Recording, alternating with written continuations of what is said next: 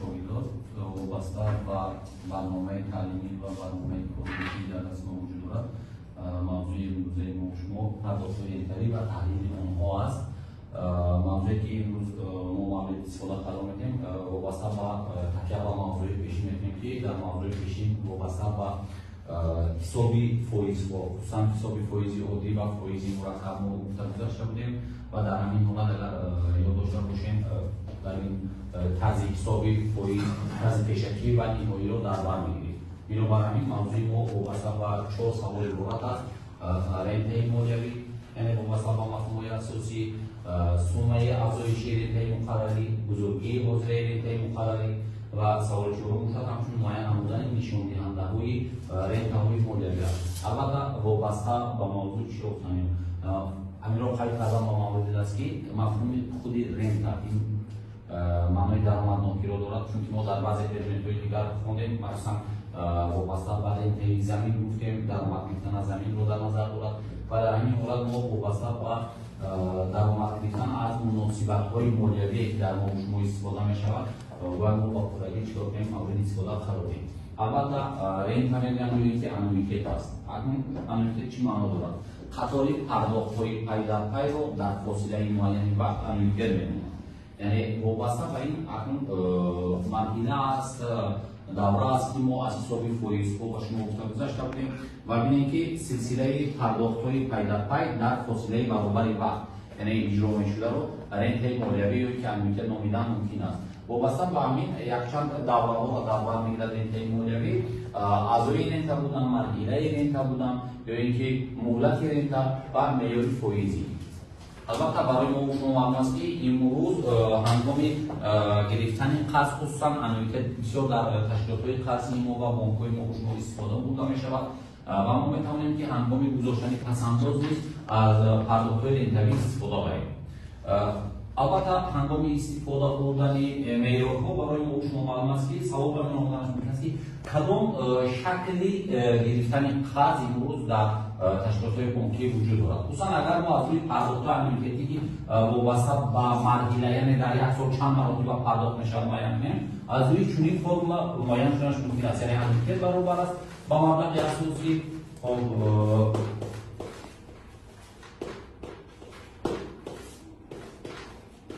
ببینیم که در اینجا هنگام فرمای است که انویتیت هنگام استفاده نمودن قرض است. یعنی وقتی که ما شما امروز قرض میگیریم از دید خود تشکیلات‌های قرضی میتوانیم واسطه چنین فرمول چیکار کنیم حساب کتاب نماییم. البته پرداخت‌ها برای ما شما معلوم است که یک خیل صورت میگیرند. پرداخت‌ها یک خیله میروند، اما خوبی کار در آن است که در اول مبلغ زیاد است، مبلغ فایز معیار فایز به تغییر میماند. بیکار اگر 10,000 سومانی همچون قرض گرفتن خواهیم با دو فایزی ماهانه برای 5 ماه باشد پرداخت‌های با شما یک مبلغ معین را در بر می‌گیرد. لیکن در برابر فعالیت کردن همون مبلغ ماهی یکم البته ما از 10,000 سومانی دو فایز می‌گیریم و ماهی دوم بنا بر سبب اون که ما مبلغ رو پرداخت می‌نماییم، مبلغ اساسی رو پرداخت می‌نماییم، یک قسمی مبلغ اساسی پرداخت شد. اگر ماهی دوم از 10,000 نه بلکه ما می‌توانیم که از 8,500 سومانی یا از 8,200 سومانی چیکار کنیم پرداخت کنیم معیار فایزی رو بگیریم که در نتیجه میتواند که در اول مبلغ فایز زیاد است و در آخر هم مبلغ فایز کم میشود. کمشوی مبلغ فایز از آن عبارت است که مرحله با مرحله مبلغ اساسی ما شما چیکار میشود یعنی قسم به قسم پرداخت کرده میشود و هنگام پرداخت کردن این معیار ما میتوانیم که مبلغ اساسی رو در ماه آخر یعنی به نو برابر کنیم. این وابستگی دارد از شرط گرفتن امروزه قرضی. یعنی تجربه دولت‌های ترقی کرده است و کدام مقصد با مقصد جاری کرده شده است که امروز وابسته از سمت درآمدناکی ما و شما قرض داده میشود و ما هنگامی که در دوام نه مشکلی برای ما و شما پرداخت کننده به وجود میاد نه مشکلی بین چی قرض دهنده، چون که ما قرض رو پرداخت میکنیم.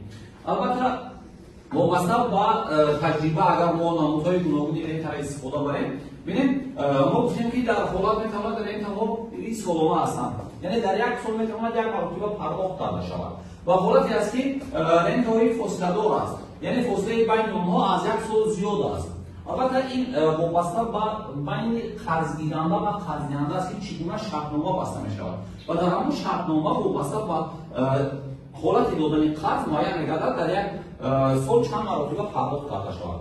یعنی این البته در اینجا طرز فرمولی که آشکار کرده این میتواند چیکار رو در نظر داشته باشد، یعنی قرضها وابسته به مرحله، یعنی هر ماه پرداخت کرده میشن پای در پای. البته وابسته اگر ما از نقطه نظر استواری گیریم اندازه پرداخت ها یعنی میتواند دائمی برام مانده شود، میتواند دائمی یا تغییرآمده باشند.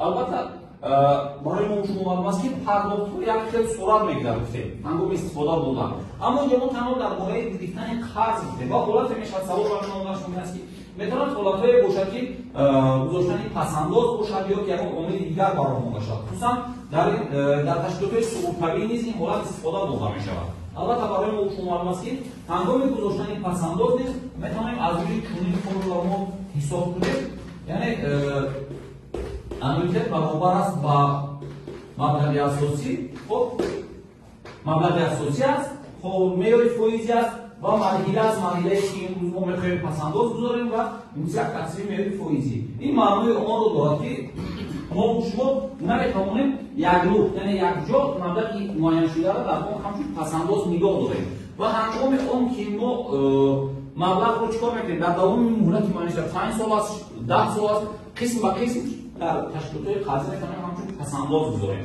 البته اگر با اون شرطی که امروز قبول نمودن پسنداز از روی چی باشد؟ از روی انویته صورت گیرد. اگر نه در حالتی که پسنداز از روی انویته قبول کرده شود ما این طرح بسیارتر در تشکیلات سقوط‌طبیعی چیکار میکنیم؟ واقعا ما ممکن است که هنگامی که اعضا حقی سقوط‌طبیعی پرداخت میکنیم یعنی مرحله با مرحله میتونیم چیکار کنیم؟ اعضا حقی سقوط‌طبیعی رو معین کنیم. خب وابسته به سمت استفاده برای اگر ما سوم افزایشی دیتا مخالفه نگاه کنیم ببینید که در همینجا مثال به وجود آورده است که خودسایی کارخانه خود با خودسایی آمد که فوند سقوط‌طبیعی تشکیل کند.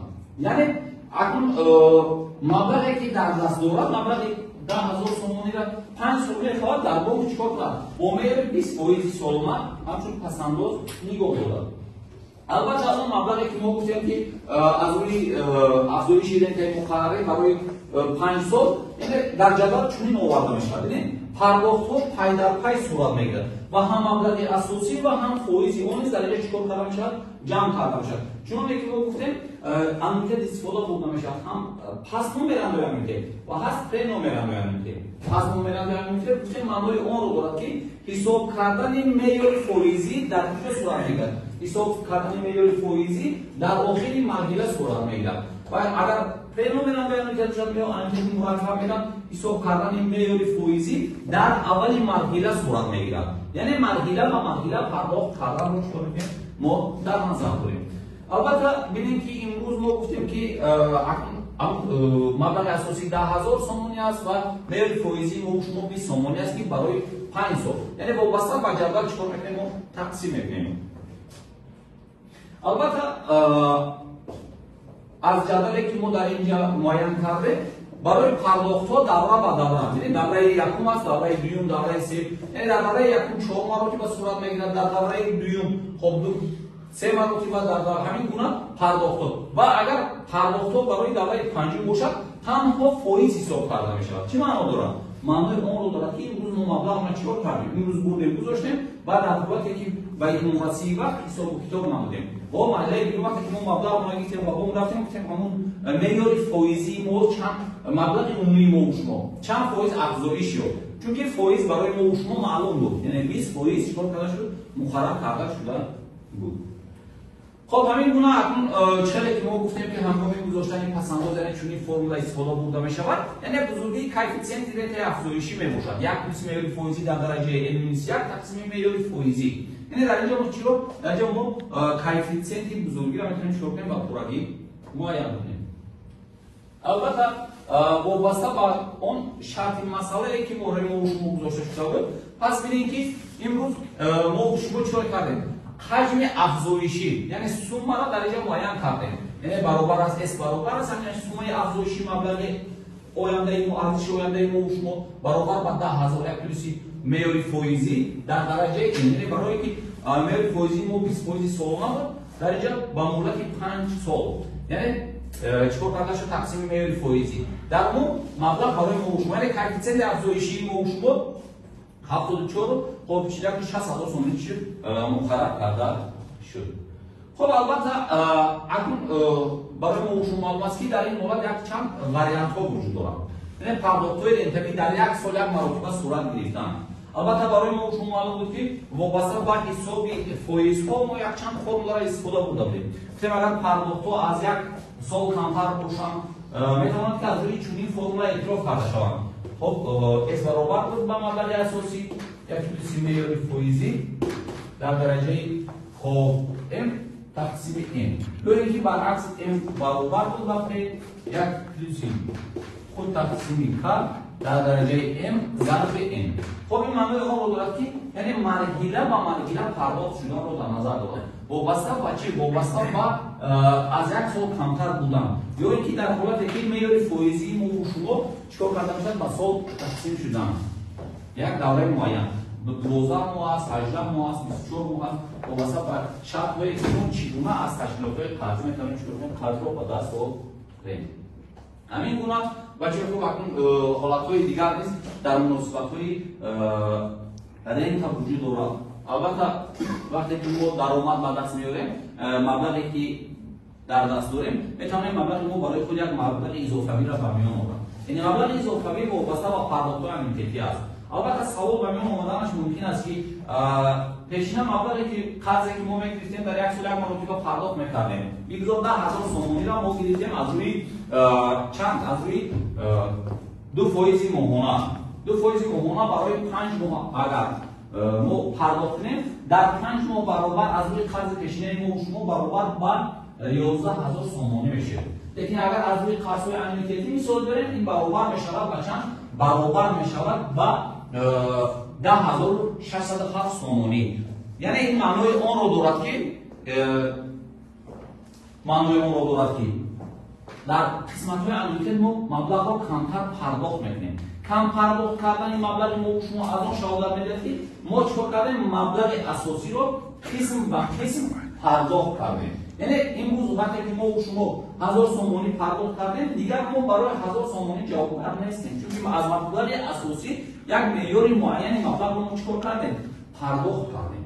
اکنون عهده‌داری ما شما برای 10,000 و برای 9,000 سومانی. خب به خاطر که ما معیار فایز رو پرداخت کنیم البته سرچشمه امامون چی است؟ درآمدهای ما و شما است که میتواند چیکار کنند؟ حساب کتاب در نظام منیجمنت مالیوی برای مونده شود.